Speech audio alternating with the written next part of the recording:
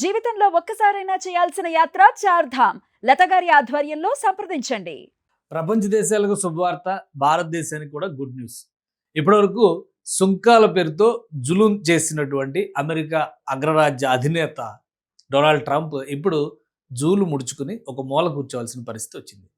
America supreme court ఇచ్చినటువంటి ఆదేశాల మేరకు ఈ అదనపు సుంకాల పేరిట వసూలు చేసిన మొత్తాన్ని కూడా రిఫండ్ చేయాల్సినటువంటి పరిస్థితి వచ్చింది. దాదాపుగా 11 లక్షల కోట్ల రూపాయలని అమెరికా వివిధ దేశాల నుంచి సుంకాల రూపంలో వసూలు చేసిన మొత్తాన్ని ఇప్పుడు రీఫండ్ చేయబోతోంది. ఇంటర్నేషనల్ ఎమర్జెన్సీ ఫండ్ పేరుతో, ఎమర్జెన్సీ ఎకనామిక్ యాక్ట్ పేరుతో తీసుకొచ్చినటువంటి చట్టం చల్లదని సుప్రీంకోర్టు తేల్చి చెప్పేసింది. ఈ నేపథ్యంలోనే అమెరికా అధ్యక్షుడు తప్పనిసరి పరిస్థితుల్లో ఈ ప్రాసెస్ని చేపట్టాల్సిన అవసరం, అగత్యం ఏర్పడింది. ఒకసారి దీనికి సంబంధించిన డేటా రిలీజ్ అయింది. దాదాపుగా 11 లక్షల కోట్ల రూపాయలని అమెరికా వివిధ దేశాలకు చెల్లించబోతుంది. దీనిలో భారతదేశం వాటా కూడా దాదాపు 1,00,000 కోట్ల రూపాయల పైమాటే కనిపిస్తుంది.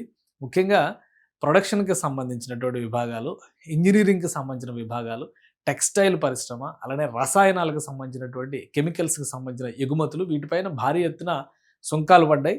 ఆ సుంకాలన్నీ కూడా ఇప్పుడు తిరిగి వచ్చేటువంటి అవకాశం ఉంది. ఒకసారి డేటా చూద్దాం. అమెరికా అఫీషియల్గా రిలీజ్ చేసినటువంటి డేటా ప్రకారం ఇది చూస్తే కనుక ఈ టారిఫ్ల రద్దు వలన వచ్చినటువంటి భారీ రిఫండ్ కింద ఇది చూస్తుంది. సుప్రీంకోర్టు నిర్ణయంతో $166 బిలియన్, అంటే 11.2 లక్షల కోట్ల రూపాయల్ని మొత్తం రిఫండ్ చేసేటువంటి అవకాశం ఉంది. ఇందులో భారతదేశ వాటా 10 నుంచి $12 బిలియన్ వస్తుంది. అంటే సుమారు 1,00,000 కోట్ల రూపాయల దాకా వచ్చేటువంటి అవకాశం ఉంది. ఈ టారిఫ్లకి సంబంధించి ప్రస్తుతం అయితే భారతదేశం మీద వేస్తున్నటువంటి టారిఫ్లు 50% వరకు కూడా వెళ్ళినాయి గతంలో. అవన్నీ కూడా వెనక్కి తగ్గి ఇప్పుడు 10%కి తగ్గిపోయింది. భారతదేశాన్ని మళ్ళీ రియల్ ఫ్రెండ్ అని చెప్పని పొగుడుతూ డొనాల్డ్ ట్రంప్ దశల వారీగా దఫాలుగా తగ్గిస్తూ వచ్చినటువంటి టారిఫ్ల ఫలితంగా ప్రస్తుతం 10% మాత్రమే భారతదేశం మీద పన్నులు, సుంకాలు నడుస్తున్నాయి. సో మొత్తం 25% ప్లస్ 25%, దాని తర్వాత 18%కి తగ్గించారు.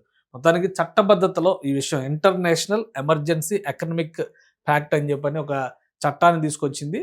ఆ ప్రివెన్షన్ యాక్ట్ అని చెప్పని ఒక చట్టాన్ని తీసుకొచ్చింది. ఆ చట్టాన్ని అమెరికా సుప్రీంకోర్టు కొట్టేసింది.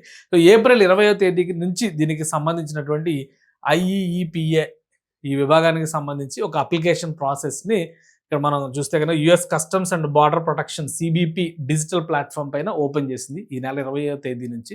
సో దీనిలో ఎవరైతే ఎగుమతులు చేసి అదనపు సుంకాలు పే చేశారో దానికి సంబంధించినటువంటి ప్రాపర్ డాక్యుమెంట్స్ని సబ్మిట్ చేస్తే రీఫండ్ ప్రాసెస్ స్టార్ట్ అవుతుంది అనమాట. భారతదేశంలో ఎక్కువగా టెక్స్టైల్, ఇంజనీరింగ్కి సంబంధించినటువంటి ఇవి, తర్వాత రసాయనాలు, కెమికల్స్కి సంబంధించినటువంటి ఉత్పత్తులు, వీటికి సంబంధించిన ఎగుమతులు ఏవైతే కంపెనీలు చేసినాయో భారతదేశానికి చెంది ఆ కంపెనీలు అన్నిటికీ కూడా రిఫండ్ వచ్చేటువంటి అవకాశం ఉంది. ఈ CBP పోర్టల్ని వాళ్ళు యాక్సెస్ చేయాలి. అందులో తమ అప్లికేషన్ని దరఖాస్తు చేస్తూ తమ దగ్గర ఉన్నటువంటి ప్రూఫ్స్ అండ్ ఎవిడెన్సెస్ని సబ్మిట్ చేయాలి. చేస్తే కనుక దాదాపుగా భారతదేశ వాటా కింద ఇందులో చూస్తే కనుక 10 నుంచి $12 బిలియన్ వెనక్కి వచ్చేటువంటి అవకాశం ఉంది. మొత్తం మీద అగ్రరాజ్యం ఏదైతే పెత్తనం పేరుతో వివిధ దేశాలని రష్యా ఉక్రెయిన్ వార్ పేరుతో కంట్రోల్ చేయాలని చెప్పి ప్రయత్నించిందో అందులో భాగంగా వేసినటువంటి సుంకాలన్నీ కూడా కోత విధించేసింది సుప్రీంకోర్టు.